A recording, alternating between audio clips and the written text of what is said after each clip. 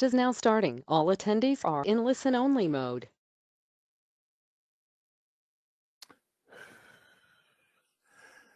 Good evening, everyone. Here from Finland, after, I guess, what we could call a marathon new group of world servers celebration. We had some wonderful people here in the group, and they were here while we were attempting to broadcast and webinar to you, and I know some of you were able to join us. We're very grateful about that. We had a lot going, and I suppose Tuija tells me over 30 events during that week.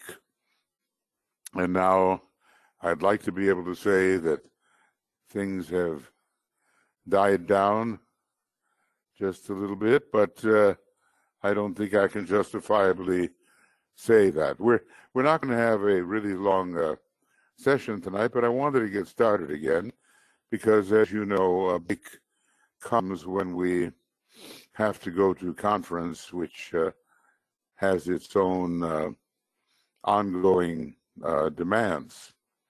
So, to keep going here for a while and see if we can slip into that state of, I guess I could only call it at this point, realization. But obviously on some high level, it's got to be called identification. And matter of fact, I have some words here, and I'd like to just see what you think about these words from your pondering, what your definitions are. We have here, and welcome to you, Anne and Annette and Antoinette and Dan and Joe and Lori and Mariut, Tia and Veronica. And I suppose others will join us, and then on the other side, Michael, Stacy, and Tuija are giving me a hand, and some person called Sony Infinitize, which is me on another computer. So anyway, let's just first, before I ask you these definitions, and it's okay, whatever you say, we'll just try to get to the point where we can talk about these words and what they represent so that they're part of our vocabulary. There's not so many words that are very important in this study, and yet there are some that are very important. And I guess I just have to add this one word, identification. Now, I don't anticipate necessarily that we will get through all of these, and because we have a guest, a lot of you know Alexander Ilchuk, and he's arriving from Moscow pretty much quite soon. Tuija is going to pick him up, and he'll be here for a short time, and he's involved, as you know, in the 2025 initiative. So the groups that are actively pursuing the depths of these esoteric processes are connecting up with each other, not only electronically, but in person. And we're grateful for his visits, so it'll be a little bit shorter time that we're together, but sufficient. Now I'm going to pick words out of here when I get the chance, and And I'm interested in your thought as to what it is. Now, don't be too subdued. You're okay. Anybody who tries to go after some of these words, it's just a lot. So I see I had that word already present. And let's just pause for a little while, looking at our big map, and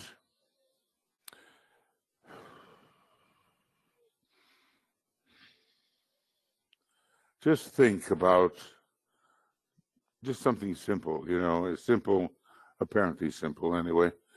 Just think about the one life.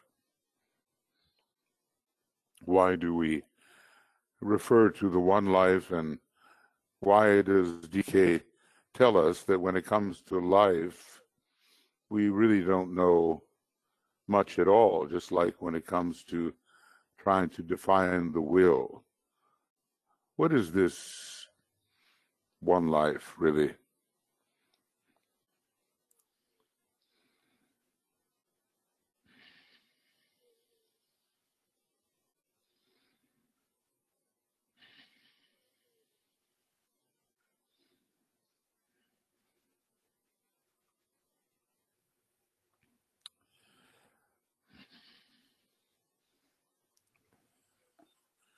And where does it come from? Does it even have an origin? Or was it simply always so?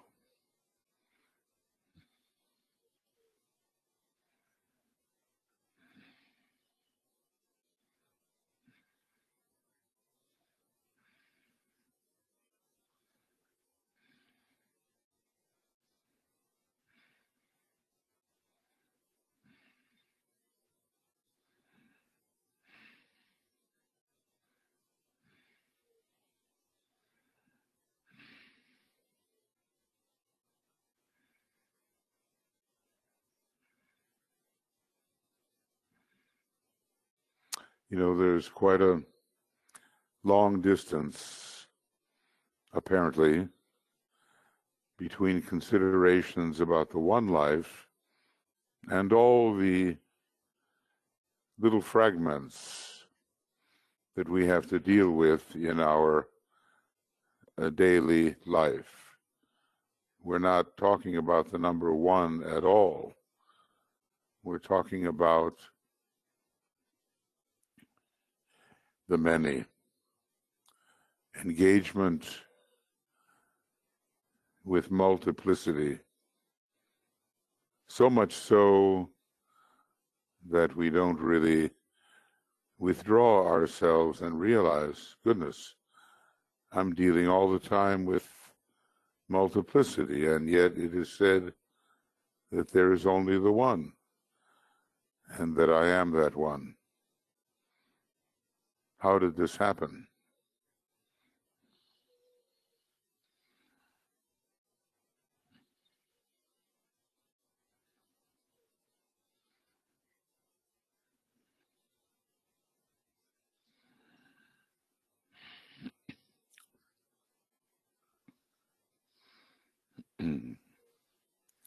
And I would just say that the law of apparent self-division, there is no such law, obviously, when it comes to the kinds of laws we study, but that is what we're dealing with, a kind of a recurring, apparent self-division has been going on forever. And so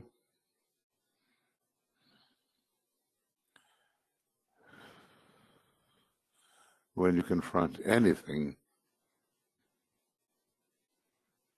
if we could go deep enough in that relationship, we are simply meeting the one self which we are.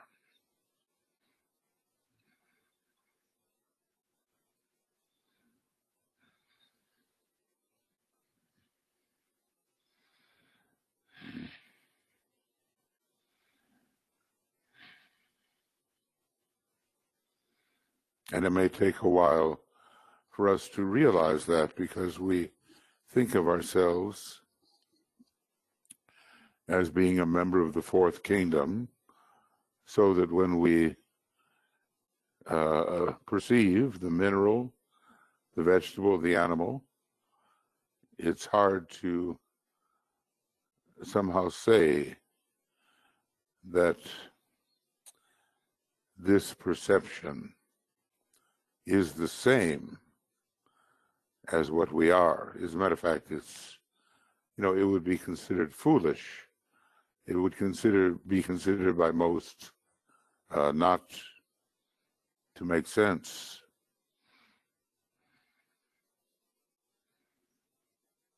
But if you go deep enough into cultism,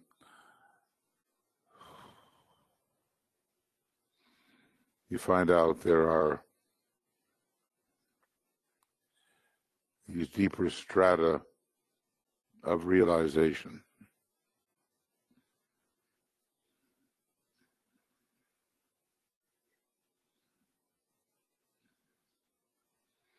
So it's a parallel curriculum we are pursuing.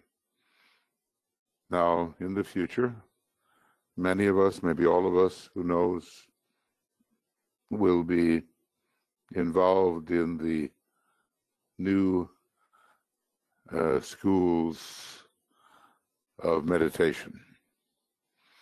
They call them that, the new esoteric schools, supervised by a master and at least at a distance, and really training for the hierarchical life. And maybe that will take more than one life to fit us, to really be representatives of the externalizing spiritual hierarchy of the planet. Maybe that's the future for many of us. And our accumulated abilities will be utilized at those times, and we will give everything we can give. Even now, we try to give everything we can give. The whole solar system and local cosmos and galaxy and even cosmos is set up on the principle of giving proportionately according to the need of the lesser aspects of the oneself, which we are.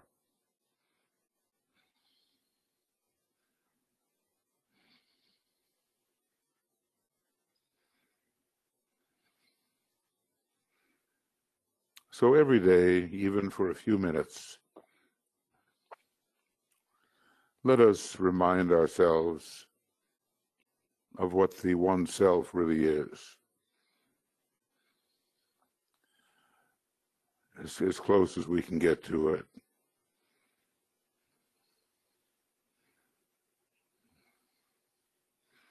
You may just have to sit quietly in your meditation and find the best way to remind yourself. I mean, obviously we continue with our daily activities, and there's no escape here. As a matter of fact, it's more an entry into responsible living than it is any opportunity for escape.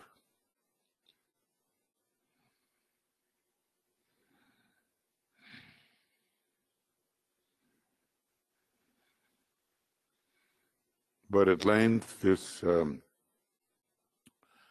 triadal consciousness that the masters possess will be ours, and at length the monadic consciousness which the Chohans possess will be ours, and on it will go. We have made the turn, and the higher states of inclusive consciousness will be added to us again, plus all that we have seen and all that we have learned. It takes a huge patience at a time when DK is telling us to be organizing for speed. And can we, as Moria would say, contain the contradiction? To have that kind of great patience when it comes to consciousness and what it reveals, and yet in the world of action, to organize for speed.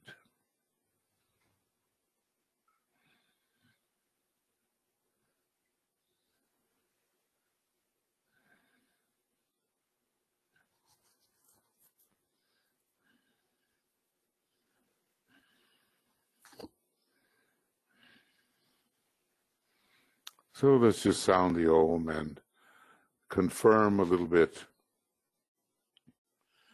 that this is one of our pursuits, this parallel curriculum which deals with reality more than multiplicity per se.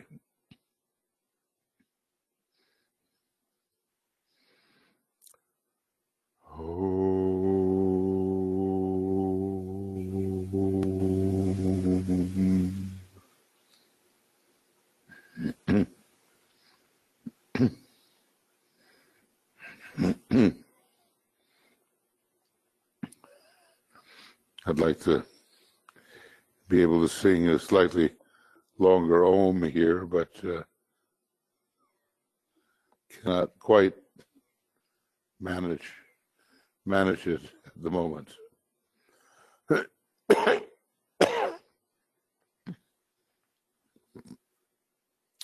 All right, now, to get restarted again, because it took from Tuya and me and from many participants a lot to make the presentations of the festival week of the new group of world servers, and sort of a group connected with the Arcane School and a group in Israel, Hechal, and our group here in Finland, and other groups, I think in South America.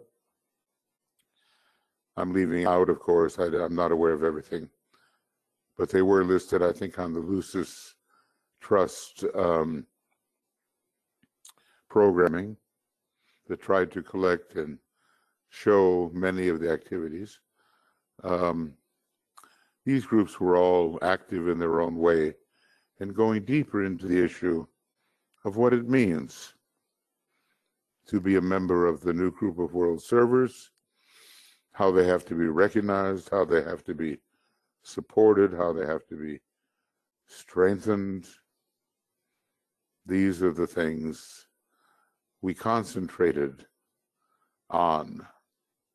And if you're looking under the new group of world servers, you can pull out a compilation that's about, well, our compilation was 212 pages long.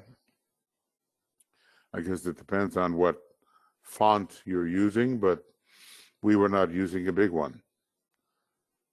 And obviously, even in a week or 2 or 3 or a month or more, there's no way to cover all the excellent material that DK has given us on the emerging world servers.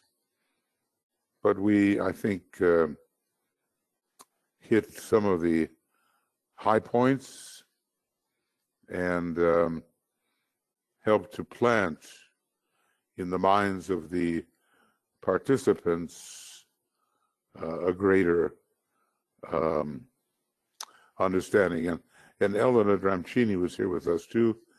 You know, she has a very solid knowledge of astrology and discipleship and all of that, and it was very helpful. So all of us have different gifts, you know, and it is required that we see each other's gifts rather than dismiss people who operate on a different line than we do. They may be operating much more deeply than we can even fathom. And yet we imagine they don't offer much, which is a huge mistake. So this appreciation of the gifts of others, it's a psychic power, you know. It's a bit like that psychic power called recognizing the need of another. Well, when you recognize the gifts of others too, you're going a long way towards strengthening those gifts. So think about that, and think about the people surrounding you. And when you look at them, find what those soul gifts really are. You may be taken quite by surprise if you are sincere in your search.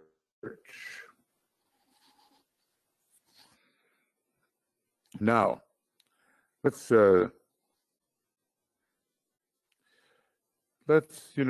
sort of roll along with this a little bit, and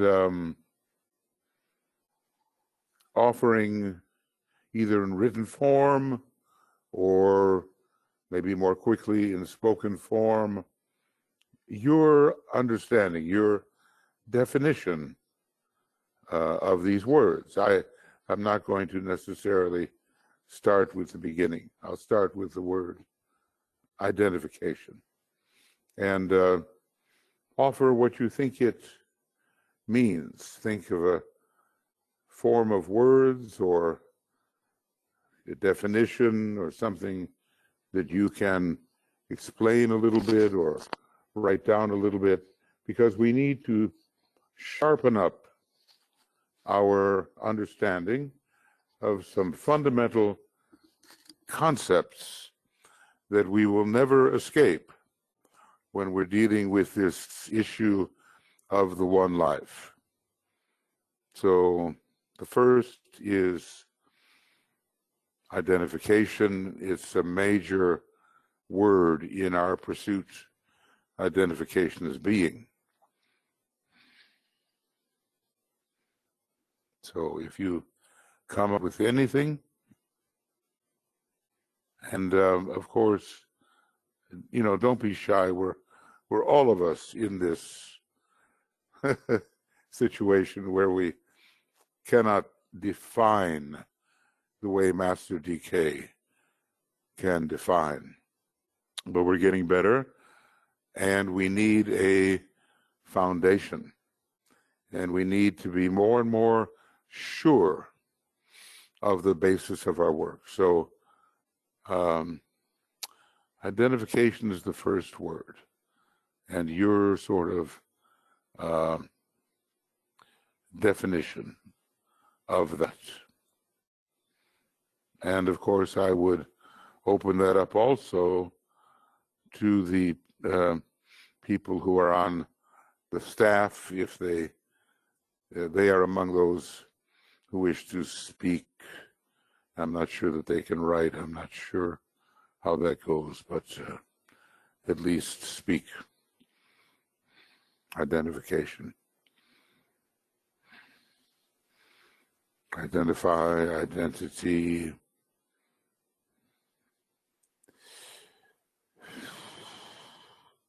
Identification. Okay, so Vera, take the plunge. You're good. And you're on.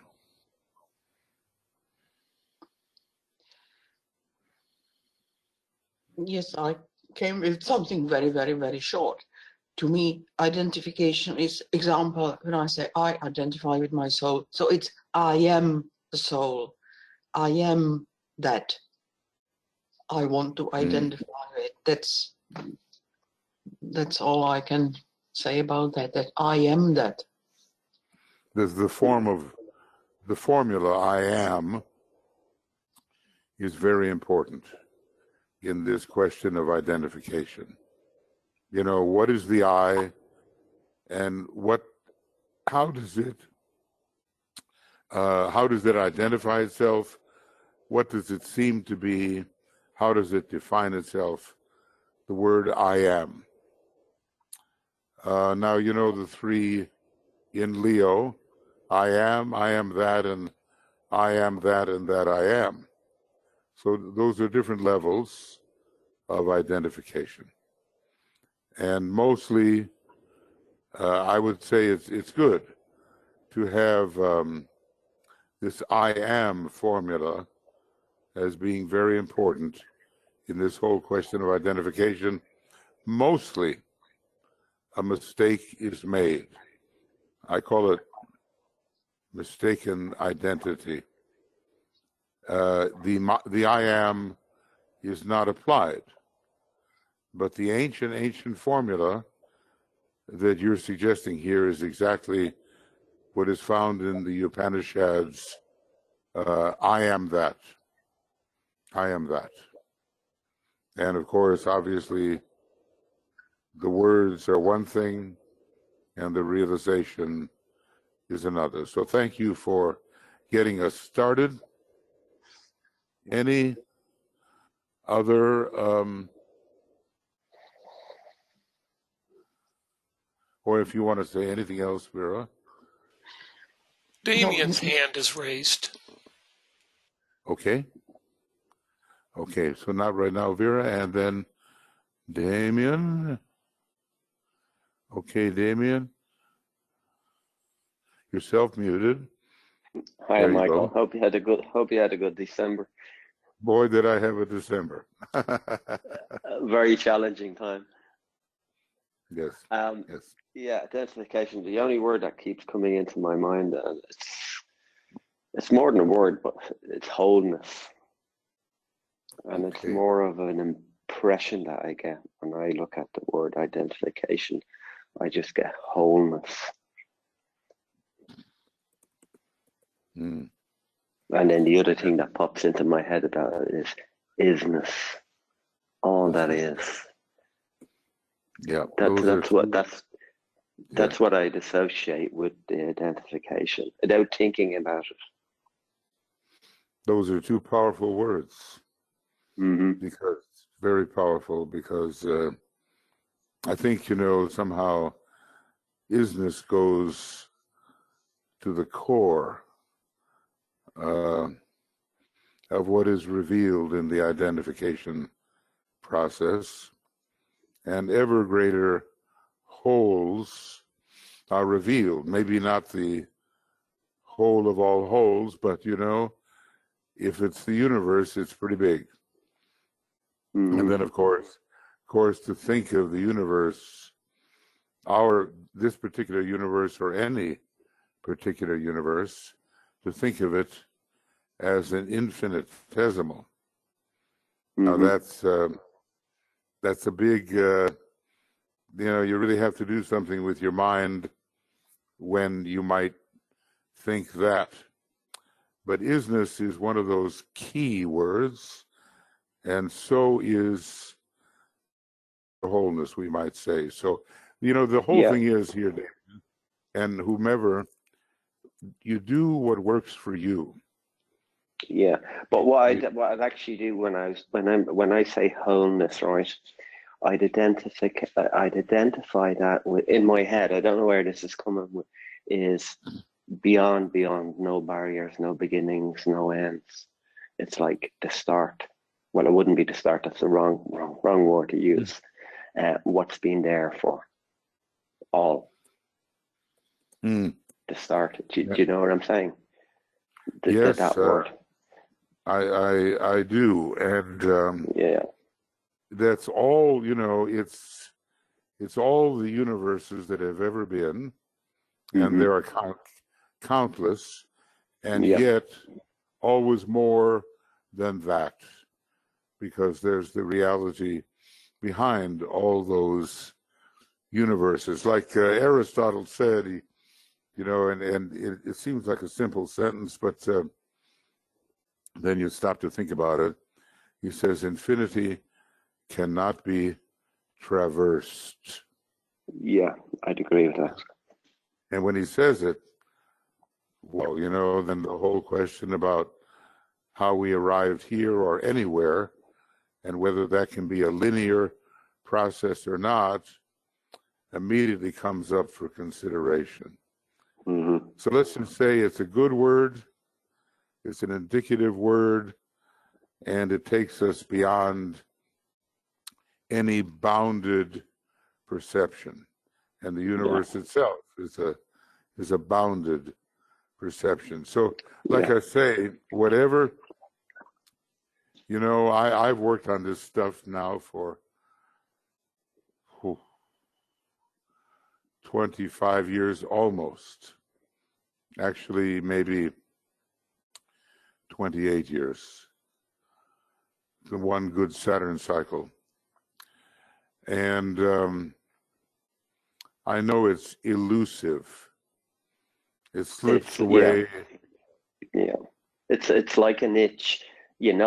For me, right? I know it's there, but I just, you kind of reach and you just can't get there, but it's there. It's very difficult to put into words.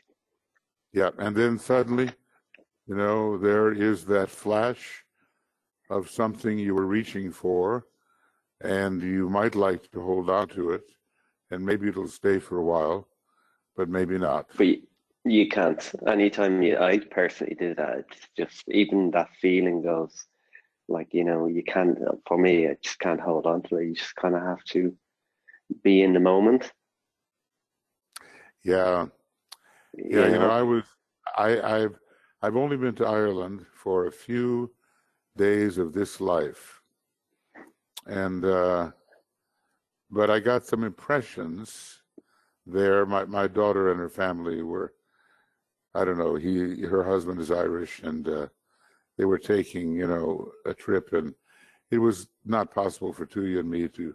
It was just virtually a weekend, and but I got some impressions about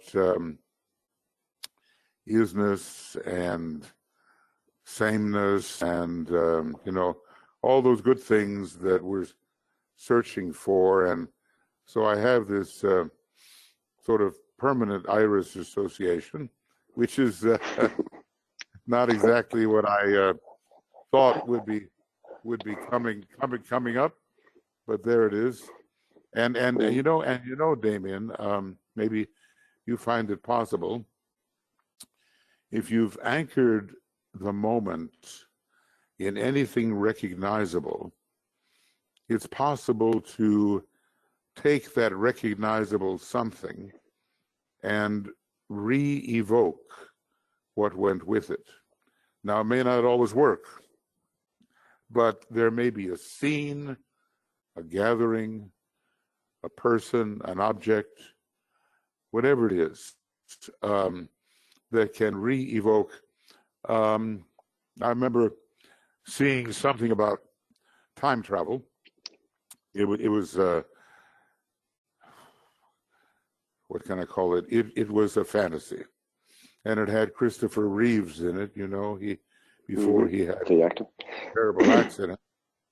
I think it was called Somewhere in Time or something, and he managed to go back 100 years somehow and fall in love with somebody that was existing at that time, and everything was fine for him until he saw the head on the side, the Lincoln side of the American penny, made of copper, and it had a later date than his date. and immediately it re-evoked the future, and he was pulled out of his time travel. He was pulled back, yeah. Pulled back. So, different things can pull us in, pull us out. And if we can identify the things that help to pull us in, now in my own particular case, I kind of call it the Irish configuration. And I kind of involved a few people in my family, and I just see where they were. And there was something about that was evocative of the thing we're looking for, and occasionally, with some success, I use it, but not always. So, be aware that there are certain images that can help. Yeah. And certain experiences that can help. Yeah. Mm-hmm. Okay. All right. Okay, well, listen, thanks, Michael. Thank you. And we have a poem that Suzanne penned, and the name of the poem is I. I am the pilgrim's upturned face. I, the angel bleeding grace. Yes, I'm beginning to get that. I am somehow all of it. It says it, doesn't it, Suzanne? It says it. And thank you for sharing your poetry. There's just so many ways in, but maybe none of them is entirely easy. Okay. You love the idea of anchoring a moment, and such a wonderful practice, especially if the moment has proven itself to be evocative. Now, I find certain moments linked with my heart center, and I find that I cannot engage in this kind of identification without the heart center open, or, relatively open, involved. And so whatever I'm doing technically, maybe I don't know, but I do know what works sometimes and what doesn't work. And as I feel fairly pragmatic about the whole situation, I'm willing to practice with what works. Now, it's going to be different for each one of us. I'm sure that if I were to look at an evocative image that you might produce or someone else, it might not have the same effect as the image which almost always works for me, and in which I get a resonance in my heart center, which, interestingly enough, DK connects with Buddhi. It's not only the heart and the head. The heart and the head has a monadic connection, as does this very center of the egoic lotus. And you kind of wonder what it is that will take us to the cosmic astral plane. But before we're a bit more like the Christ, maybe we're not going to be answering that. We're just, we're experimenting pragmatically. You and I know that DK has written many words, and some of us have studied those words for years upon years. Now, that's good, and it gives us a framework. But the words are not the thing. It's the meaning, it's the understanding, it's the experience or imperience that the words represent, which are the thing, the thingless thing. And it's that which we want to apprehend. Now that's quite subtle, and really you're on your own path when it comes to that. It's like building the Antakarana yourself in your own way, people can give you some hints, but the rest of it is up to you. Thank you, Suzanne. And here, she's right there. Okay, Lori, go ahead. Hi, Michael. Hello, everyone. Hi, Lori. I like what Hi. you said, and it really links with what I had written down for, although there's so many different definitions for what is identification. What I wrote down was pure, unobstructed oneness and resonance with the one. And resonance meaning, making an etheric registration of that, like you said, you have had in your heart center, that qualifies it, that validates it, It makes it seem real to me, real, I guess I can say, beyond words. Yes. Yes, and it's a good definition, Lori. I hope you will actually write that down under the question mark, put it into the chat box, and then maybe Michael can scoop it out of there. Yeah, put it into the question mark. Repeat it, will you please, Lori? That sentence. Yeah, I said pure, unobstructed oneness and resonance with the one. Yeah, yeah. And look, unobstructed oneness and resonance with the one takes it to a degree, and it's a high degree. And then what happens when we move beyond resonance with one to being the one? You know what I mean? Resonance is one thing, and being is maybe another. And like I say, if there were a way to guarantee the apprehension of these things, I would certainly be on it, and I would be offering it. But in a way, there's no way except for you to discover the form of words, the formula, whatever it is, that works for you and does the best to convey to others the reality of the situation. But I like very much the words that you used. And as a matter of fact, some really good formulations are coming out of this. Now, we are the part, we are the whole. Realization of our wholeness does not exclude us or absolve us from the responsibilities of our partness. And that's a form of the dual life that we have to live, if we can manage it. It's not just the dual life of the disciple. That's important.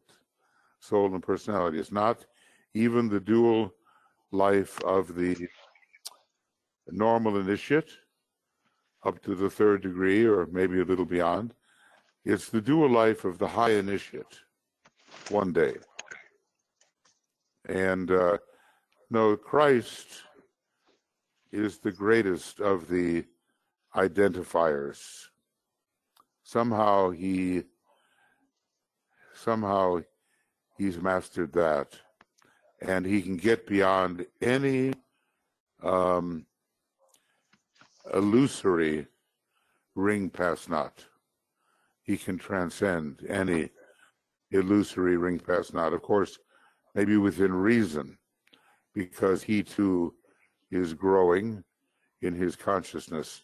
But he sets the way, and at least on the second ray, the 17th chapter of John, describing the Christ, describing identification, is a key document. So, 17th chapter of John, and we'll recognize it the minute we see it. I and thee, and thou and me, and I and them and they, all that. It's obviously a type of consciousness where the normal boundaries just don't apply. And we live a very bounded life amidst all kinds of perceptions which appear to be separative. But we're on our way in this particular curriculum to enter that which blocked us before, namely the illusory ring pass not between things or between perceptions. The reality is other than that. So, however we get there, it's worth getting there. Anything else, Laurie? Oh, no, that's all. Thank you very much for your offering. Appreciate it. And that's great. Glad you put that in. Antoinette adds, yes, the resonance with that which exists before existence. I like the enigma, the apparent enigma. Of course, the word X is in existence, and it suggests that which is thrown out of a state or separated from a state. And every universe is, in a way, because it is bounded by self-perception. A universe is bounded by the self-perception of that fragment of deity that self-perceives, that the universe is a finite thing, especially when you compare the unbounded state from which it came, namely the absolutely infinite state. So is there that which exists before existence? Of course, everything is in your definitions, and we'd have to say yes, especially the way we usually consider existence as a bounded reality.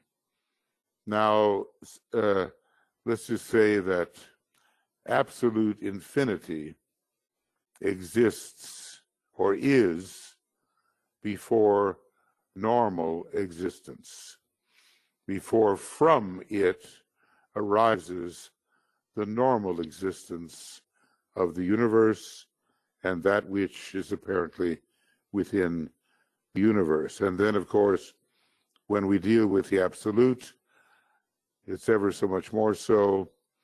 The absolute, sometimes Blavatsky says, is the one form of existence, but I would prefer the one formless form of being.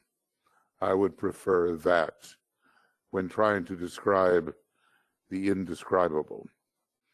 So in any case, your definition here, your sentence, has about it a certain catchiness, which reminds us of bounded existence and unbounded existence. At least it reminds me of that. So thanks, Antoinette. Do you have anything that you want to say in addition to that, or are you fine? I guess if I don't hear from you, I'll assume, okay, no, maybe you do. So you're self-muted, and if you unmute yourself and turn green instead of orange, there you go. Over to you. Thank you, Michael. That really said it all. Thank you. You explained it very well. Very well. Thank you. Thank you. Thank you. Look, thank you all for your offerings. There's not so much about being right and wrong here, okay? It's not about that. It's about making an attempt to find what is hidden beneath the form of words, the actualities, can I call them realities? In a way I can. The realities hidden beneath the forms of words, and we do our best with that. And as I say, what might work for you may be just the thing for you, and something else will work with equal power for someone else. So basically, each one of us has to find the key, the open sesame, you know, the key to the lock that opens increasing degrees of reality to us. That's what we must find. And of course, we're not going to find it if we don't take it seriously. Like, hey, this is an important thing. Otherwise, we can satisfy ourselves like Moses, although I don't think he was satisfied, and never get to the promised land. There's an allegory there. See, Moses represented in a way the mind. And the promised land, although, you know, historically there was so much difficulty with it, the promised land represented so much more than just the mind. So the mind never entirely gets to the promised land. It's other abilities within us to touch, to apprehend, to recognize. Those are the things that get to the promised land, the buddhi, the atma, the monadic awareness, the logoic awareness, and there's always ever richer promised lands. Now, we want to be humble about this and not too ambitious, but we can all go further than we have. Further, farther, not sure which one to use, but we can all go farther than we have. Yep. Michael. I would like to contribute that identification for me is like a sliding scale of states of consciousness, where consciousness is focused at a particular point in space or time. And it relates not only to humans, but to lesser kingdoms of nature, as well as greater kingdoms of nature, all the way up to that universal whatever that is nameless. Sliding scale. And I agree, you know, I can never think, Michael, the way some Buddhists seem to think, that the enlightenment of a Buddha is equivalent to the enlightenment of a planetary logos or a solar logos. You know, in other words, there are always deeper and deeper states on this sliding scale. But I think that for people like ourselves, we have to be somewhat satisfied with what can be achieved on the cosmic physical plane.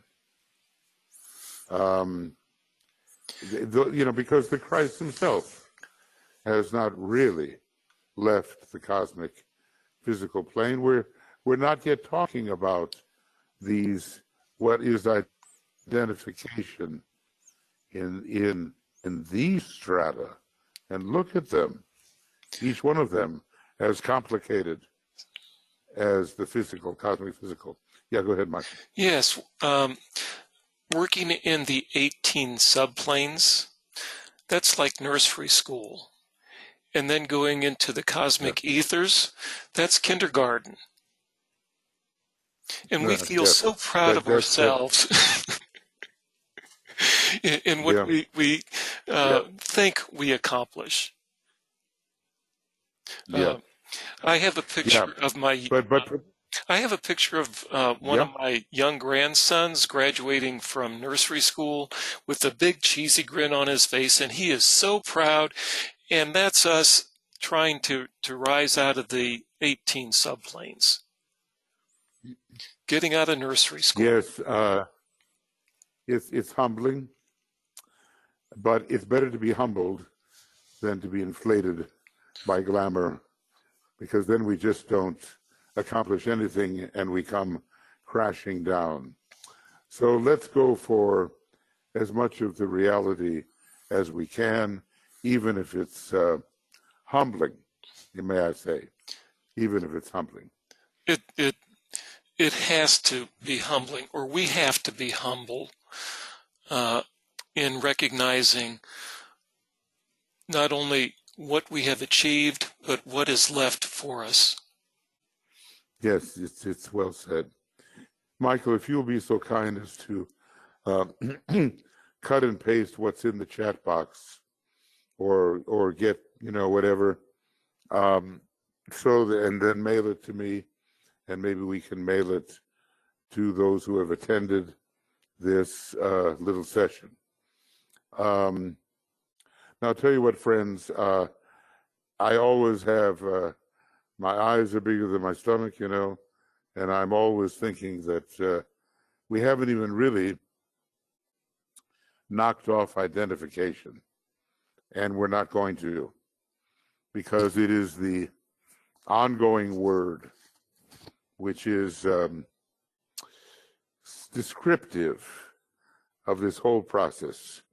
We have other basics to establish, and the main thing is that when you think you know a definition or something meaningful to you about some of these foundational concepts, it has to be real enough to sustain you beyond the level purely of words. Words are excellent and build the sort of a chalice in which all these things are held, but the reality is the liqueur in the chalice. Manly Hall has a lot to say about that, and maybe if you're following Francis's webinars, he'll come to that, and you'll see what an amazing organ the brain is and what kinds of substances it does produce. So I have a feeling that that Tuya and Alexander are quite close now, and for myself, I'm just a little bit worn out because of the weeks and weeks of preparation and execution. So I'll just begin a little closing here. We'll come back to this. I'll begin a little closing by asking if there are any other questions or statements at this moment. And otherwise, we'll just have the briefest of closings and resume as much as possible next week. Now, don't forget, we've got things coming up. Tuya and I are not broadcasting Ask program until next week, but there is the pre-full moon on the night of the 9th. Capricorn is such an important sign. So at 8 o'clock GMT, pre-full moon. And then Tuya has the, let's see, I think it's on the night of the 10th, the actual timing of the full moon is 19 hours and 21 minutes and 9 9 seconds. So I suspect it's going to begin at a broadcast at 6 o'clock GMT, and then when we reach 19, see, 6 o'clock is 18. When we reach 19, it'll be about an hour and 21 minutes later. So if you don't have your own full moon setup that you go to, you're most welcome at our usual live link from YouTube that we've been using forever whenever we have one of these broadcasts. So that's Friday night, and at least here in Europe. And then this is Tuesday night, right? This is Tuesday the 7th, 8th, 9th. So Thursday night, you'll have the pre-full moon, which is, more of the astrological side of it, concentrating on that specifically. But I noticed that Tuya brings in a lot of things along those lines, which are things that I haven't even mentioned. So I'm sure you would benefit from both. All right. Is there anything further you would like to say or ask?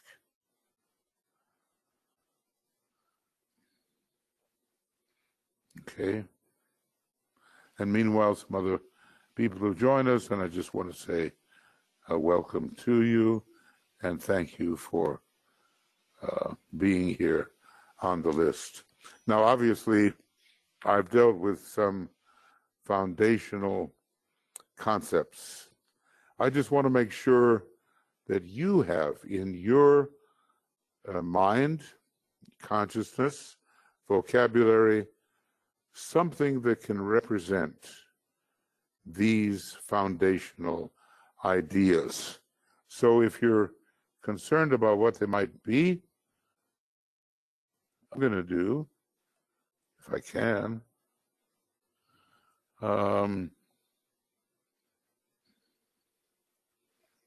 yep.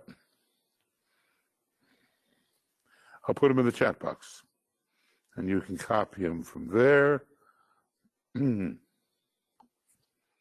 there they are.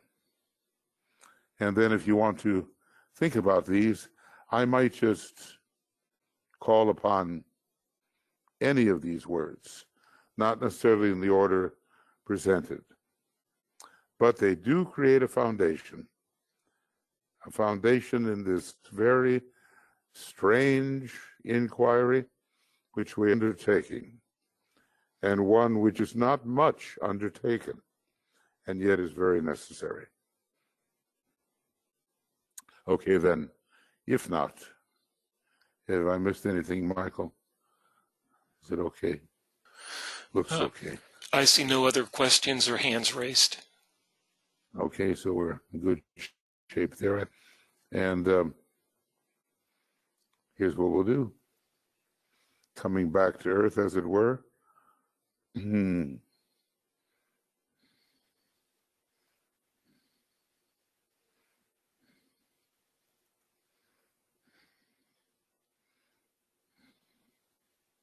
This is our great word of power, and who knows how far it goes.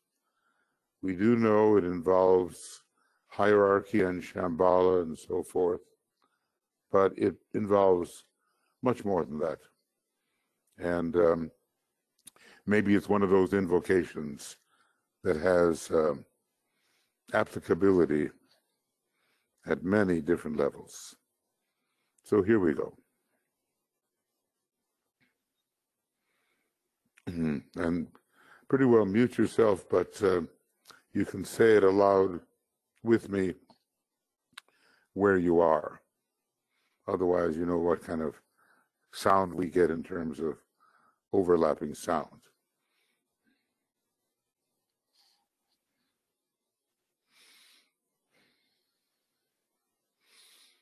From the point of light within the mind of God, Let light stream forth into the minds of men. Let light descend on earth.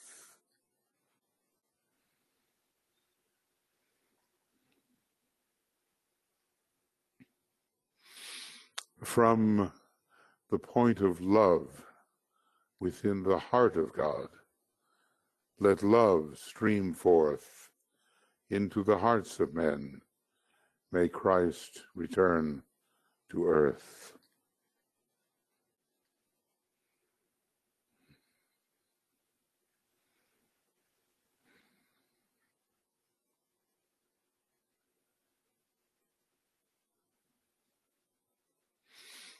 From the center where the will of God is known, let purpose guide the little wills of men, the purpose which the masters know and serve.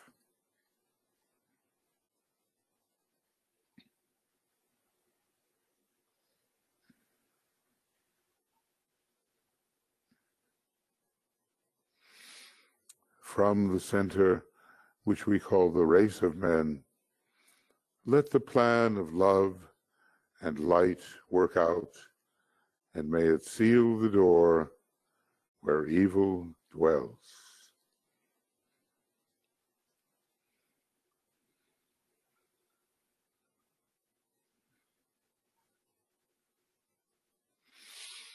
Let light and love and power restore the plan on earth. Om.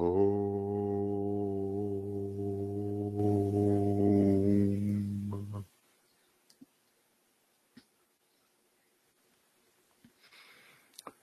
Om.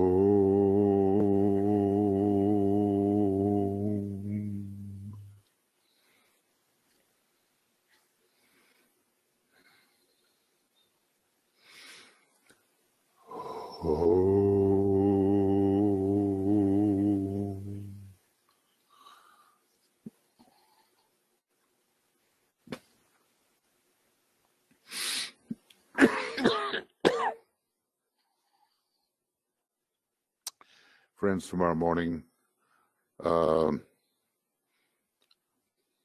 6 a.m., I think, GMT.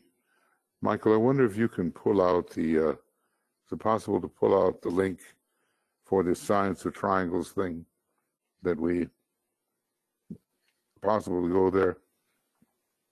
Anyway, Science of Triangles in the morning again, a slightly abbreviated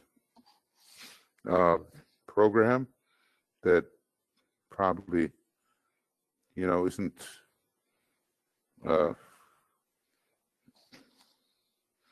possible for everybody, given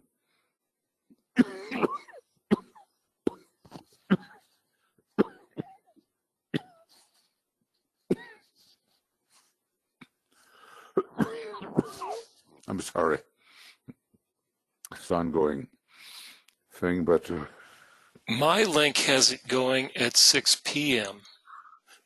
because it's 8 a.m. my time.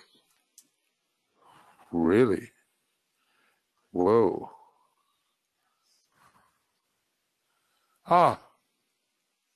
Indeed, that would be a little better. Okay, so that's 8 o'clock our time here in Finland, and thank you for looking, and maybe you can you possibly pull out the link, or maybe I can do it. Yeah, I don't have the link to pass along to others. Okay, I've got something.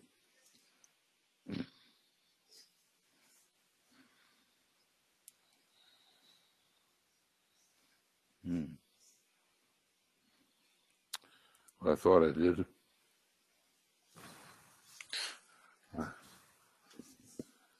Yes, I do.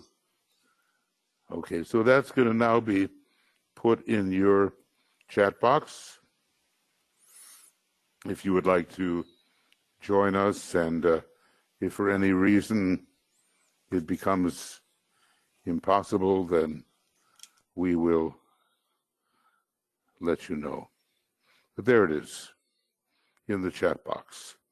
So go to your chat box and you can copy everything out of there, and we'll be talking about the deeper aspects of triangles. And then again, next week we will resume the full Ask program, and that will be after the full moon work has taken place. And that will begin on Wednesday and not Sunday. Is that correct? That's correct. It will begin on Wednesday, the 15th. Yep. Wednesday the 15th, pre-full moon, Thursday the 9th, actual full moon, Friday the 10th, and then Tuya will be offering her sacred pentagram along the way here. We'll try to let you know about that. And then the full Ask program re-begins in the middle of the next week. And it'll probably be, what is it, Michael? Is the morning schedule? I believe so. Okay, well, we'll straighten that out. Okay, friends, then thank you for being with us. And hopefully you got your link if you want it. We're grateful for your presence. Lots of love, many blessings from the whole team, and trying to bring you these webinars and broadcasts on as consistent a basis as we can manage. Okay. So, farewell for now. Bye-bye.